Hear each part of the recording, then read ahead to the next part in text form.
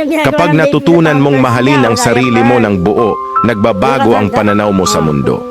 Hindi mo nahahabulin ang mga bagay na dati mong akalay makakapagbigay ng kasiyahan sa iyo, tulad ng atensyon, validation o pag-aproba ng iba.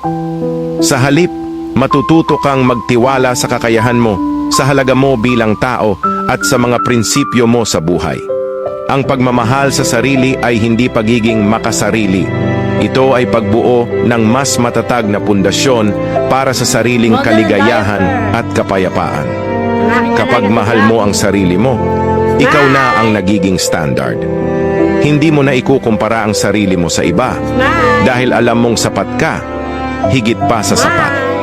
Hindi madali ang proseso.